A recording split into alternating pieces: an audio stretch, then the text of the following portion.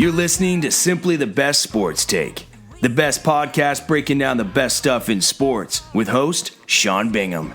His takes are so good, he dropped the mic, but then you wouldn't be able to hear him, and that would suck. Welcome into STB Sports Take, Simply the Best Sports Podcast. I'm your host, Sean Bingham. Thank you for being here. We are on YouTube, Spotify, Apple Podcasts, Google Podcasts, Anchor Podcasts. Everywhere you get your podcasts, we are there. It is Top Gun week. I am wearing my Top Gun shirt. For those watching on YouTube, check it out. I've actually got two Top Gun shirts. I'm going back-to-back nights. I'm going tomorrow night, Tuesday night, and then again on Wednesday. And then I actually got invited on Thursday as well. So I don't know. Maybe I'll go 3 nights in a row. But I got 2 shirts. This one that I'm wearing, just the Top Gun logo with the aviator shades. You know, looks nice. Then I also got one where there's 2 planes. Up, one's flying normal, the other one's inverted over the top, and it just says "because I was inverted," and so I'm stoked. Anyway, I'm saving that one for the opening night. But anyway, so that's why I look like kind of more casual.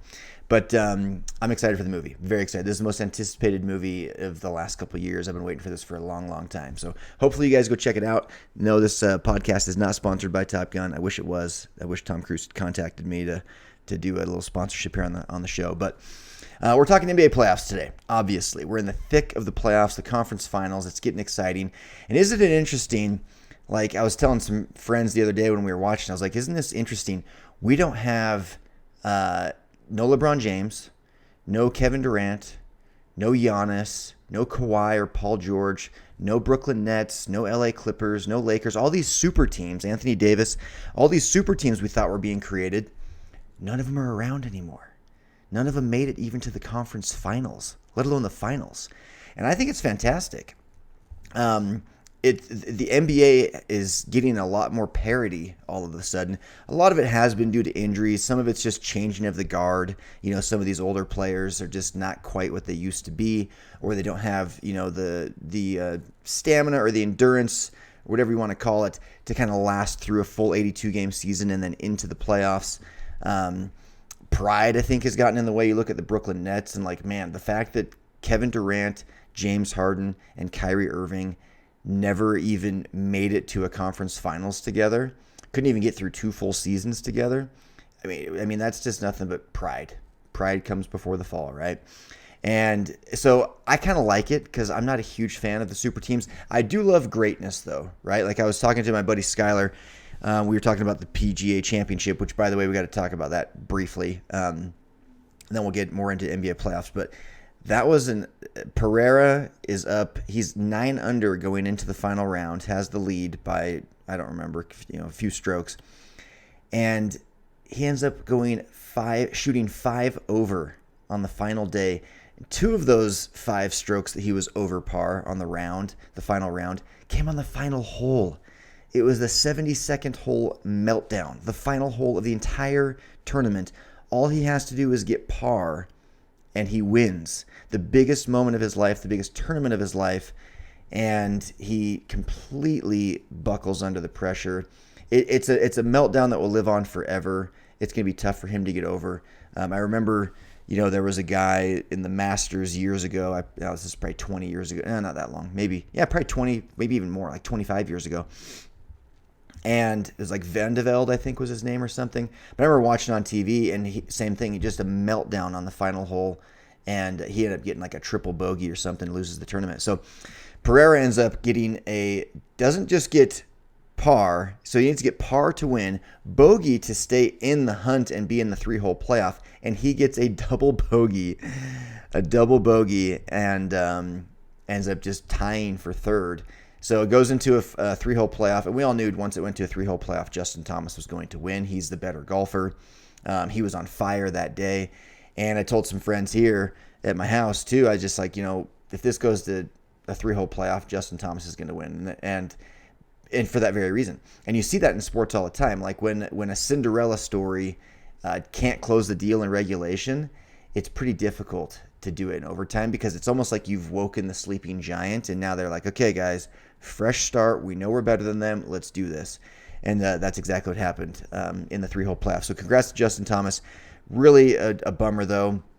to watch Pereira buckle like that on the 72nd hole. I hope for his sake that he does recover. He's still, I mean, the dude still finished tied for third at the PGA Championship. That's a big deal. That's an accomplishment. That's a big payday.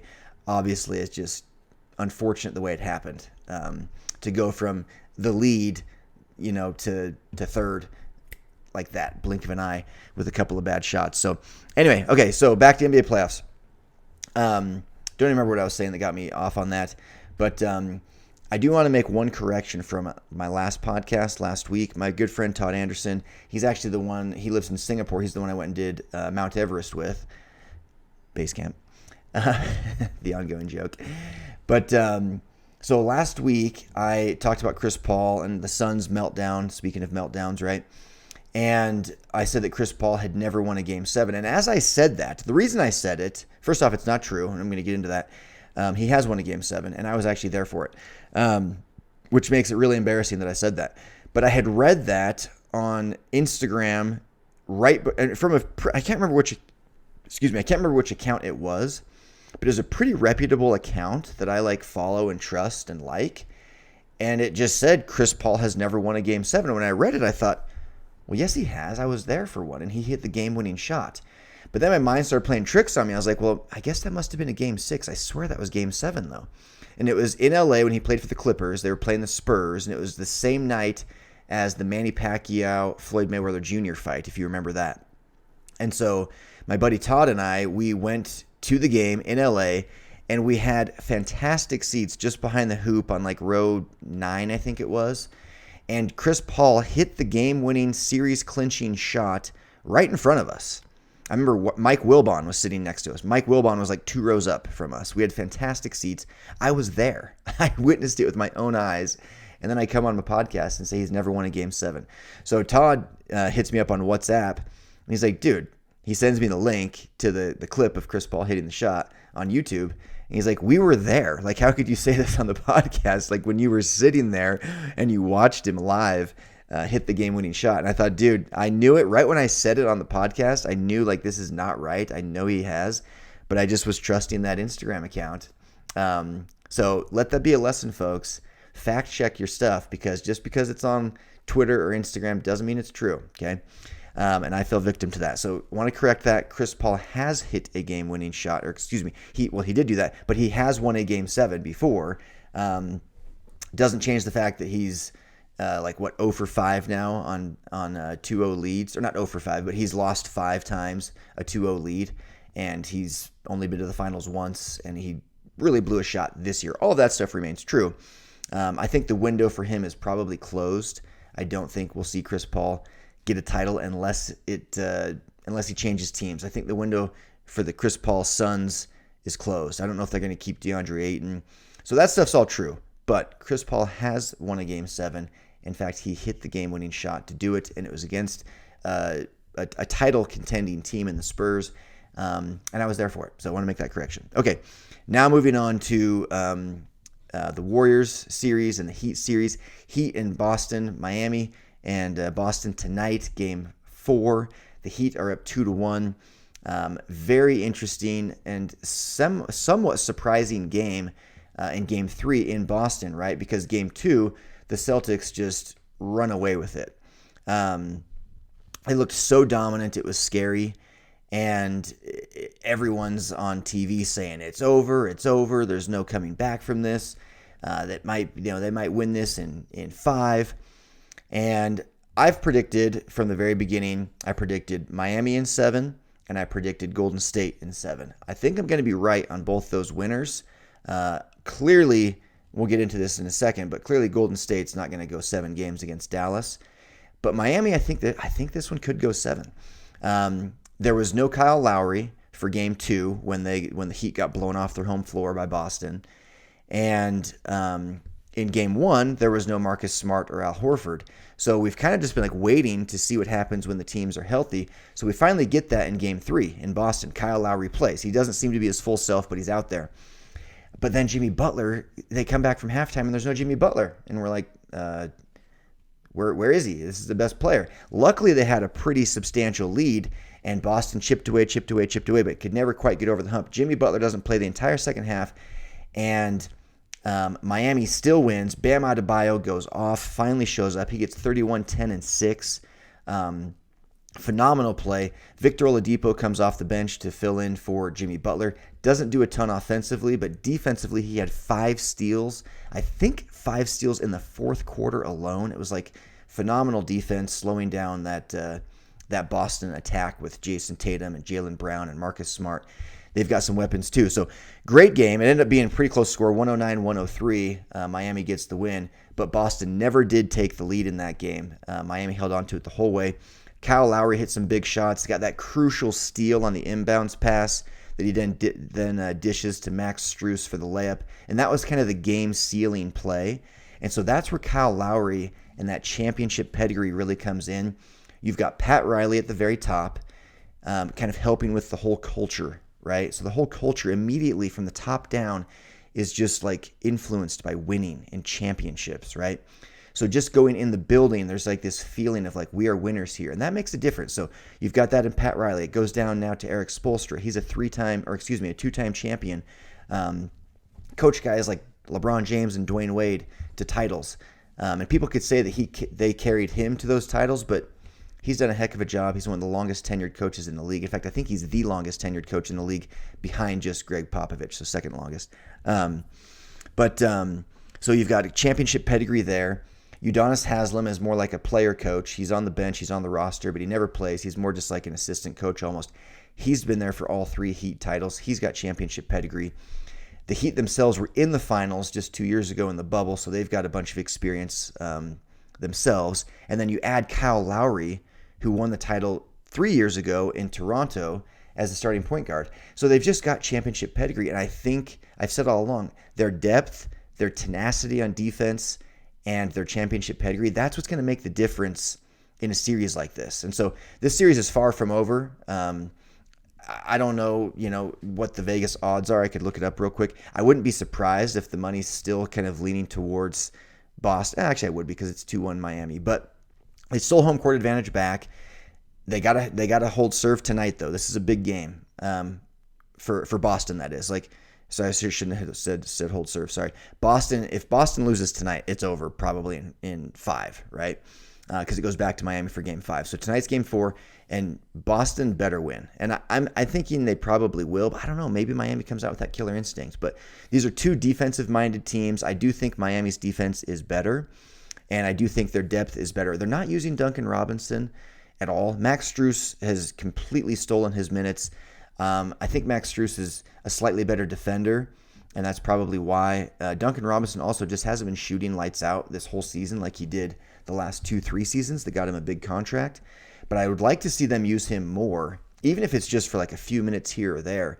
Give him like 4 or 5 minutes a half, so he gets 8 minutes a game, something like that. He doesn't need 20, but I think they got to get him out there to hit some shots. That's just my opinion. Defensively, I really like what they're doing, but Bam Adebayo has to show up again. I got into some fights on Twitter. During Game 2, when the Celtics were just crushing them, I put out a tweet, of the top players in the series ranked in order, and I'm, for the record, like, I'm just a fan of the sport, right? Like I want Miami to win. I do like Miami a little bit better, just like as a fan. But I also picked them to win, and so you kind of want to defend your pick, and you want to see that come true. But like, I don't ultimately care who wins this series. I just want to be entertained. I just love basketball, and so I don't really have a dog in the fight ultimately, right?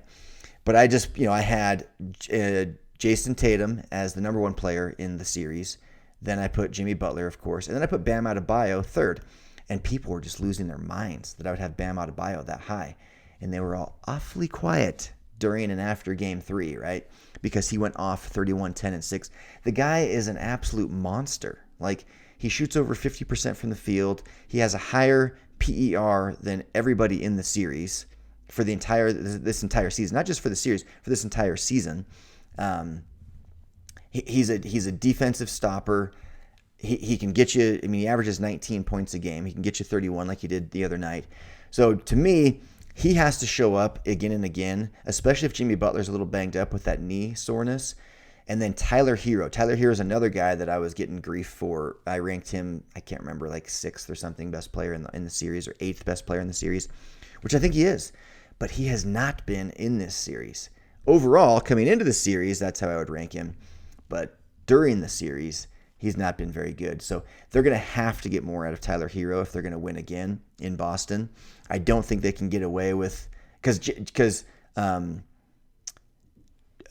Tatum is not going to play like he did last game. Last game, Jason Tatum was awful. That's not going to happen again.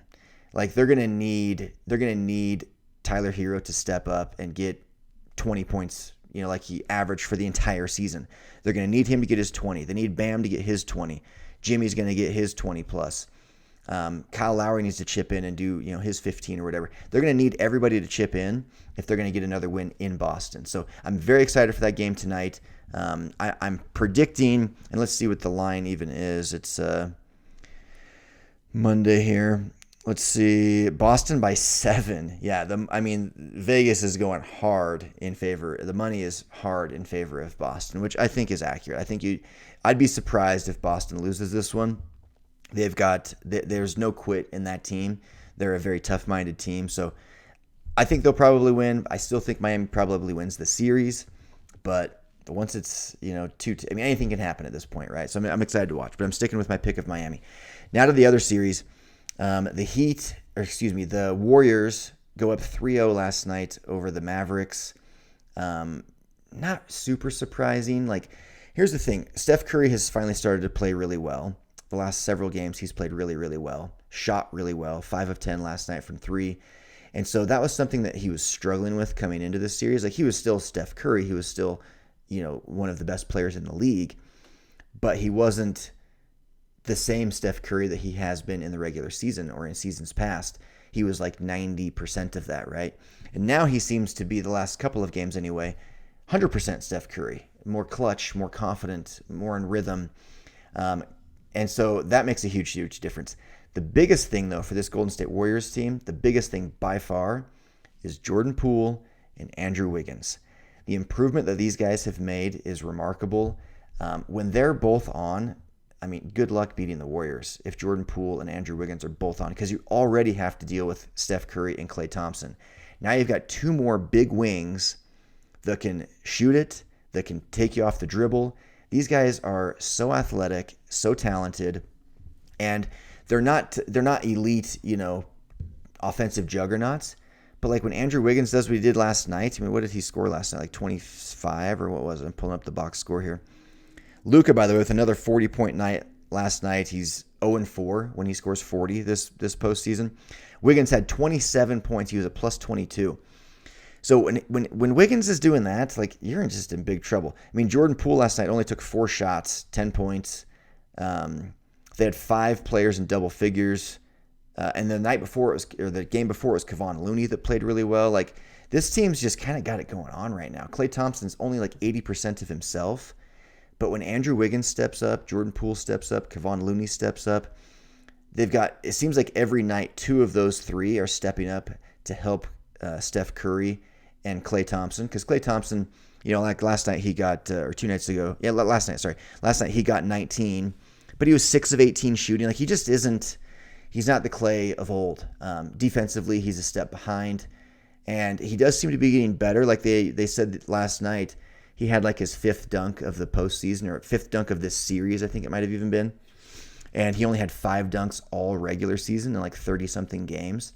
So his bounce, his quickness might be coming back a little bit. That'll help a lot defensively because they need him. They're going to really need him, especially in this next round, because this next round they're going to be facing a better team than the Mavericks. The Mavericks just can't do it with Luka alone. And it's funny because now they're down 3-0. The chances of them winning are not 0%, but pretty close to 0%, right? No one in all of basketball in the history of the NBA has come back from an 0-3 deficit. So the chances of them doing it are slim to none. And Jason Kidd understands that. And he said last night after the game, he said, you know what? This is fun. He's this is good to go through this stuff. This is a good experience. This is just the beginning, he said. This is just the beginning. And it is. And he doesn't mean of this series. He means of what this team is building. He knows he's got something special. Mark Cuban's going to go spend big money, I'm sure, or at least try to get a solid free agent or to make some trades or do something to bring Luka another star. They tried with Kristaps Porzingis. It feels like that should have worked. It feels like with Kristaps Porzingis coming in to join Luka, and if you still had Jalen Brunson playing like he is, and you still had who are some of their other best players that score. That's the thing. That's like I got a Spencer Dinwiddie. Who else? Just Dinwiddie comes off the bench. But Jalen Brunson, Dinwiddie, and Luka, those are like the guys getting all their points. Dorian Finney-Smith is like okay.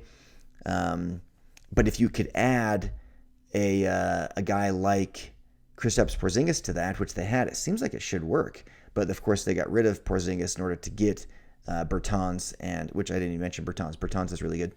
Bertans and Dinwiddie. They just need another all-star, another legitimate all-star, which they thought they had in Porzingis. It didn't work out. But now they've added Dinwiddie, who I think is very underrated. And they just need to somehow hold on to him and make sure he's happy, because he's capable of more than being a sixth man. But if they can keep the pieces in place but add another legitimate star to shoulder the load, they're going to be, and now they're getting this playoff experience, they're going to be a very scary team next year and for several years to come. And Jason Kidd knows that. Like, Luka Doncic is so special.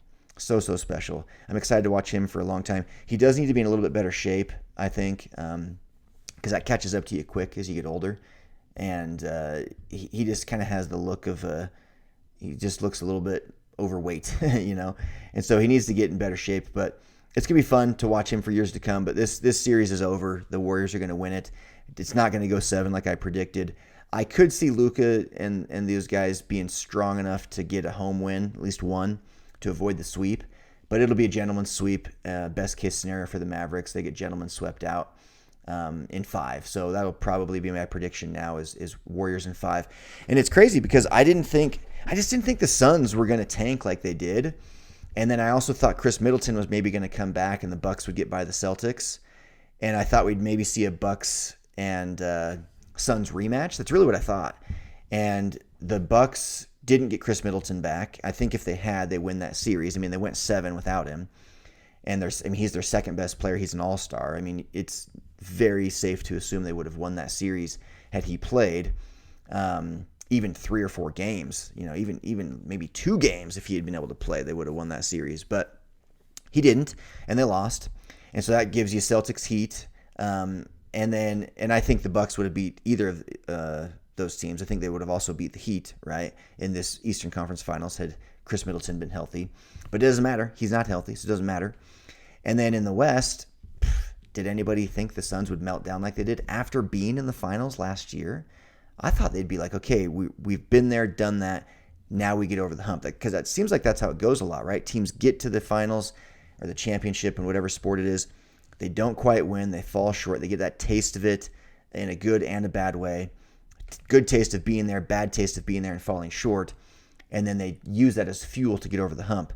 Suns didn't do that. They get embarrassed in the second round. So this playoffs has not gone like I expected, but the Warriors and the Heat has been my prediction since these conference finals started, and I think we're going to definitely see that. So, and I would give the edge at that point probably to the Warriors just because of star power. They've also got all that championship pedigree, but I don't know. A lot of it's going to come down to who's healthiest. We're seeing that a ton. So stay tuned. I'm excited for tonight. I'm excited for tomorrow night with Top Gun, and the night after that, Top Gun again. But please hit that subscribe button, share this with your friends.